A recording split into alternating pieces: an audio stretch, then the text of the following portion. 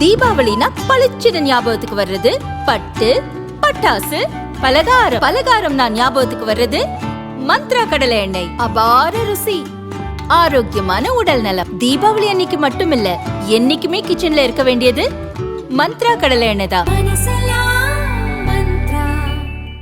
இளைஞர் சங்க தலைவராக முகுந்தன் அவர்களை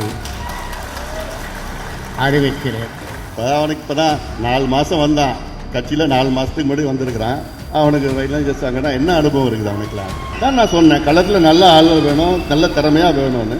வந்த உடனே போய் அப்புறம் இளைஞர் சங்க பொருளில் போட்டு நான் சொல்றது தான் நீங்கள் சொல்லுங்க கேட்கணும்.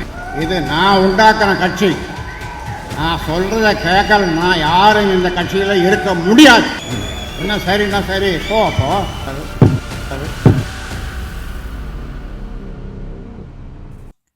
கடந்த ஆண்டு இறுதியில் ராமதாசுக்கும் அன்புமணிக்கும் மோதல் ஏற்பட்டு பாமகவில் விரிசல் ஏற்பட்டது. நிறுவன ராமதாஸ் தலைமையில் ஒரு பிரிவும் அன்புமணி தலைமையில் ஒரு பிரிவும் செயல்பட்டு வருகிறது. அன்புமணியை தலைவர் பதவியிலிருந்து நீக்கிவிட்டோம். ராமதாஸ் தான் பாமகவின் நிறுவனர் மற்றும் தலைவராக பதவி வகிக்கிறார், அதை அங்கீகரிக்க வேண்டுமென பாமக எம்எல்ஏக்கள் ஜி.கே. மணி, அருள் உள்ளிட்டோர் தலைமை தேர்தல் கமிஷனிடம் மனு அளித்தனர். அதை தேர்தல் கமிஷன் நிராகரித்துவிட்டது. அதே நேரம் அன்புமணிதான் தலைவர் என்ற பொதுக்குழு தீர்மானத்தை தேர்தல் கமிஷன் அங்கீகரித்துள்ளது. அதனால் பாமக பெயர், கொடி, சின்னம் ஆகியவை அன்புமணி தலைமையிலான கட்சிக்கு சொந்தமாகியது. இதை எதிர்த்து ராமதாஸ் தரப்பில் டெல்லி ஹைகோர்ட்டில் வழக்கு தொடரப்பட்டது.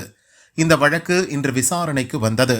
அப்போது அன்புமணி, ராமதாஸ் இரு தரப்பு வழக்கறிஞர்களும் தங்கள் தரப்பு வாதங்களை முன்வைத்தனர். 2025ஆம் ஆண்டுடன் அன்புமணியின் தலைவர் பதவி காலம் முடிந்துவிட்டது. ஆனால் 2026 வரை தலைவர் பதவி காலம் இருப்பதாக போலி ஆவணங்களை தேர்தல் ஆணையத்திடம் அன்புமணி தாக்கல் செய்துள்ளார். அதன் அடிப்படையிலேயே தேர்தல் ஆணையம் அன்புமணியை தலைவராக அங்கீகரித்துள்ளது. ஒரு கட்சியின் தலைவர் யார் என்ற விவகாரத்தில் தேர்தல் ஆணையம் உத்தரவு போட முடியாது என ராமதாஸ் தரப்பு வழக்கறிஞர் வாதிட்டார். இதற்கு பதிலளித்து தேர்தல் கமிஷன் தரப்பு வழக்கறிஞர் கூறியதாவது: பாமகவில் தலைமை பிரச்சினை உருவாகியுள்ளது. இரு தரப்புக்கும் இடையே பிரச்சினை நீடித்தால் பாமகவின் மாம்பழம் சின்னம் முடக்கி வைக்கப்படும். அன்புமணிக்கோ ராமதாஸ் தரப்புக்கோ எந்த தரப்புக்கும் சின்னத்தை ஒதுக்க முடியாது.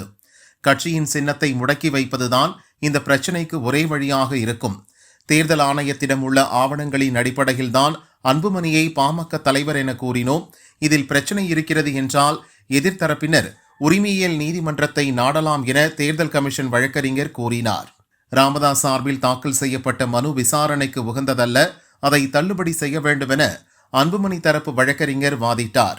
அனைத்து தரப்பு வாதங்களை கேட்ட நீதிபதிகள் கடிதங்களின் அடிப்படையில் தேர்தல் கமிஷன் முடிவுகளை எடுக்கக்கூடாது என்றனர்.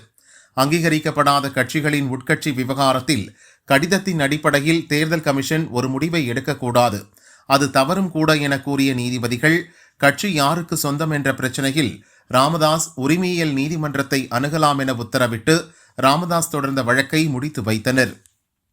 மருத்துவர் ஐயா அவர்கள் தரப்பில் தேர்தல் ஆணையம் மருத்துவர் அன்புமணி ராமதாஸ் அவருடைய பதவி காலத்தை 2026 ஆகஸ்ட் 1ஆம் தேதி வரை நீட்டித்து அங்கீகரித்து வழங்கிய கடிதம் 2 கடிதங்கள். ஒன்று 9 செப்டம்பர் 2025, இன்னொரு கடிதம் 27 நவம்பர் 2025.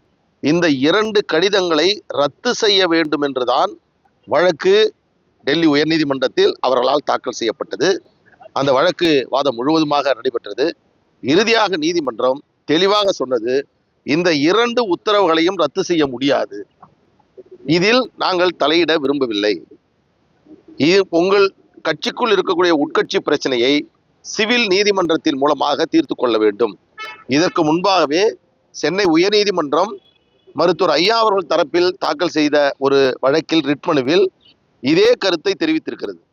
இன்றைக்கு கூட டெல்லி உயர்நீதிமன்றம் சென்னை உயர்நீதிமன்றத்தினுடைய உத்தரவை மீண்டும் அவர்கள் மேற்கோள் காட்டி உங்களுக்கு சிவில் நீதிமன்றத்தில் அணுகுங்கள் என்று கொடுத்த அந்த அறிவுரையை இதுவரையில் மருத்துவர் ஐயா தரப்பில் நீங்கள் நிறைவேற்றவில்லை என்பதையும் அவர்கள் அதில் பதிவு செய்திருக்கிறார்கள். இந்த வழக்கினுடைய சாரம்சம் இதுதான். அவருடைய முயற்சி பாட்டாளி மக்கள் கட்சியை முடக்க வேண்டும், எங்களுக்கு வழங்கப்பட்டிருக்கக்கூடிய மாம்பழம் சின்னத்தை முடக்க வேண்டும் என்ற அவர்களுடைய முயற்சி இன்றைக்கும் முறியடிக்கப்பட்டிருக்கிறது. இதுதான் நிதர்சனம். இதில் கூடுதலாக இன்று நீதிமன்றம் மிக தெளிவாக வழங்கியிருக்கக்கூடிய தீர்ப்பு என்னவென்றால், அங்கீகரிக்கப்பட்டு, அதாவது பதிவு செய்யப்பட்டு அங்கீகரிக்கப்படாத அரசியல் கட்சியினுடைய உட்கட்சி பிரச்சனைகளை பொறுத்தவரையில் தேர்தல் ஆணையம் பெரிதும் தலையிடாது. அந்த கட்சிக்கு சின்னம் வழங்குவது தொடர்பான பிரச்சனையை தவிர மற்ற உட்கட்சி பிரச்சனைகளில் தேர்தல் ஆணையம் தலையிடாது என்பதை அவர்கள் மிக தெளிவாக தெரிவித்து, இதற்கு முன்பாகவே தேர்தல் ஆணையம் எங்களுக்கு கொடுத்திருக்கக்கூடிய அங்கீகாரத்தை இன்றைக்கு உயர்நீதிமன்றம் ரத்து செய்ய மறுத்து உத்தரவு பிறப்பித்து ஒரு இறுதி முடிவை இன்றைக்கு எட்டியிருக்கிறார்கள். பாட்டாளி மக்கள் கட்சிக்கு வழங்கிய மாம்பழம் சின்னம் அது முடக்கப்பட்டிருக்கிறது, இருவருக்குமே அங்கீகாரம் இல்லை என்று தேர்தல் ஆணையம் சொல்லிவிட்டது என்று சொல்லுகிறார்கள். நான் ஒரு வழக்கறிஞராக இந்த நேரத்தில் சொல்கிறேன், பாட்டாளி மக்கள் கட்சிக்கு மாம்பழம் சின்னம் ஒதுக்கப்பட்டது தொடர்பாக எந்த வாதமும் முன்வைக்கப்படவில்லை. அதே போன்று நீதிபதியும் அந்த உத்தரவு தொடர்பாக எந்த உத்தரவையும் பிறப்பிக்கவில்லை. அதாவது தேர்தல் ஆணையம் 30/7/2025 பாட்டாளி மக்கள் கட்சிக்கு புதுச்சேரி மற்றும் தமிழகத்தில் போட்டியிடுவதற்கு 2026 மாம்பழம் சின்னத்தை ஒதுக்கி இருக்கிறது. எனவே அது குறித்த விவாதம் என்று அவர்கள் தரப்பிலும் எழுப்பப்படவில்லை, எங்கள் தரப்பிலும் எழுப்பப்படவில்லை. நீதிமன்றமும் தெளிவாக சொன்னது, சின்னம் ஒதுக்குவது தொடர்பான பிரச்சனையில் இப்பொழுது நாங்கள் தலையிட விரும்பவில்லை, அது தேர்தல் ஆணையத்தினுடைய முடிவுக்கு உட்பட்டது என்று சொல்லியிருக்கிறது. எனவே இன்றைய பொறுத்தவரையில் அவர்களுடைய முயற்சி முறியடிக்கப்பட்டிருக்கிறது. உயர்நீதிமன்றம், சென்னை உயர்நீதிமன்றம் சொன்னது சிவில் நீதிமன்றத்தை நாடுங்கள் என்று. சிவில் நீதிமன்றத்தை நாடுவதை தவிர்த்து டெல்லிக்கு அவர்கள் வந்திருக்கிறார்கள். எனவே இன்றைக்கு டெல்லி மீண்டும் அவர்களுக்கு தலையிலே ஒரு குட்டை கொட்டி நீங்கள் சிவில் நீதிமன்றத்திற்கு செல்லுங்கள் என்று இன்றைக்கு உத்தரவை பிறப்பித்திருக்கிறது. எனவே பாட்டாளி மக்கள் கட்சி மருத்துவர் அன்புமணி ராமதாஸ் அவர்கள் தலைமையில் இயங்குவதை இன்றைக்கு அங்கீகரித்திருக்கிறது. இந்த நீதிமன்றம் அதற்கு எந்த தடையும் எந்த நிபந்தனையும் விதிக்கவில்லை. எனவே அவர்களுடைய முயற்சி என்பது மீண்டும் முறியடிக்கப்பட்டிருக்கிறது.